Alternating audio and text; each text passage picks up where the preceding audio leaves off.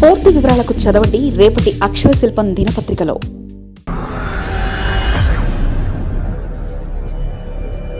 మంచి ముహూర్తం చూసుకొని రాజ్భవన్లో జనసేన నాగబాబుకు మంత్రి పదవి ఇస్తున్నారంటూ సాక్షాత్తు ముఖ్యమంత్రి చంద్రబాబు నాయుడు ప్రకటించారు. అయినా ఇంతవరకు నాగబాబును క్యాబినెట్లోకి తీసుకెళ్లేదు.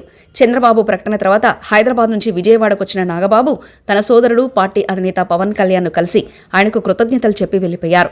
అదే సమయంలో చంద్రబాబును మాత్రం కలవకపోవడం, తిరిగి హైదరాబాద్కు వెళ్లిపోవడంతో నాగబాబుకు మంత్రి పదవి విషయంలో చంద్రబాబు పునరాలోచనలో పడ్డారన్న ప్రచారం జరిగింది. నాగబాబును క్యాబినెట్లో తీసుకునే విషయంలో టీడీపీ జనసేనలో కూడా కొంత అసంతృప్తి బయలుదేరిందన్న వార్తలొచ్చాయి. అయితే అందులో ఏమాత్రం నిజం లేదని తెలిసింది. నాగబాబుకు కేబినెట్లో చోటు ఖాయమన్నారు. మంచి ముహూర్తం చూసుకుని రాజ్భవన్లో నాగబాబు చేత మంత్రిగా ప్రమాణ స్వీకారం చేయిస్తానని పార్టీ వర్గాల ద్వారా అందుతున్న సమాచారం. అయితే అందుకు ముహూర్తం మాత్రం ఇంకా నిర్ణయం కాలేదు. మరో 5 నెలల్లో ఎమ్మెల్సీ పోస్టులు ఖాళీ అవుతున్నాయి. అందులో ఒకటి నాగబాబుకు ఫిక్స్ అయింది.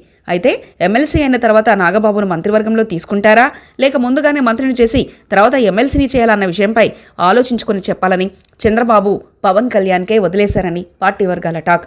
కానీ దీనిపై కొంత ఆలోచన బయలుదేరినట్టుందన్నారు. ముందుగా మంత్రి పదవి చేపట్టి ఎమ్మెల్సీని చేస్తే కొంత వ్యతిరేకత వస్తుందా రాదా అన్న దానిపై పవన్ కళ్యాణ్ పార్టీలో కొందరు ముఖ్యులతో చర్చించినట్లు తెలిసింది.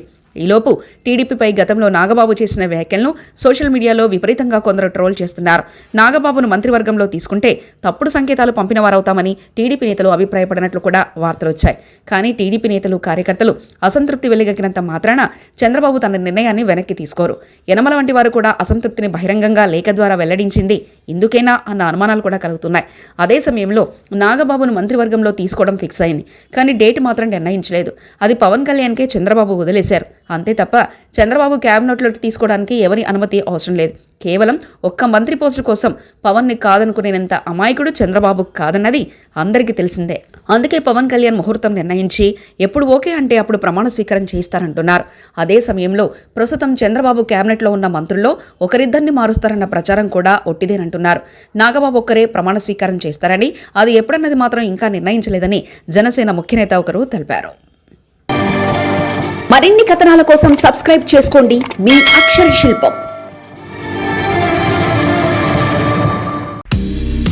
పూర్తి వివరాలకు చదవండి రేపటి అక్షర శిల్పం దినపత్రికలో.